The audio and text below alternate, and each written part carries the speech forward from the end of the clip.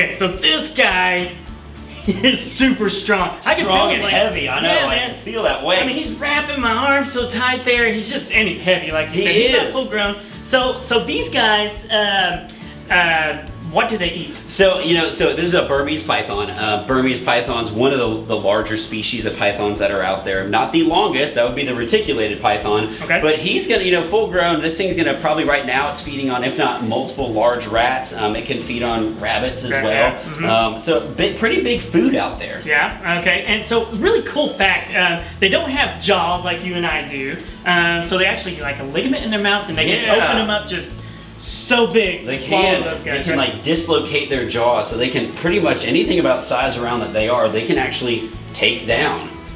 Really? Yep, and the most important thing that helps them take it down is not just opening their mouth, it's all of these muscles. After they've eaten, they oftentimes will hold their heads up and they make their body go in an S pattern, and that muscle helps them push that food down into their stomach. Incredible. How often do they have to eat? Well, so that comes off of how much an owner feeds, but in the wild it comes down to how often it can come across prey that it can capture, or does it just find something that's dead that it eats. Right. Oh, okay. So it doesn't always have to eat live. It may eat something that's dead if there's a caiman that's come across and tracked down like a small deer or something, something of that nature, and it couldn't eat it all. It may come over there or battle that animal for that food. Gotcha. So, now these guys are native to Asian countries. correct. Yes, sir. So if we got them over here, it's not because they're native. No, so you can tell, so this is definitely not something you'd see in the wild. This color pattern, it's not only an abnormal color pattern for a Burmese python, he's what's called an albino granite Burmese python, and that's because you can't even see any of the Burmese python pattern that's on here, and it's yellow.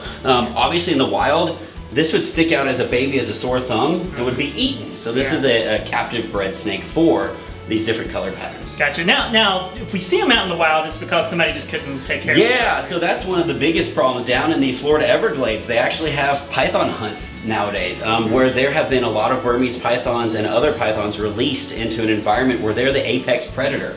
Nothing will eat this out in the Florida Everglades. Not even a gator? Not even a gator at certain sizes.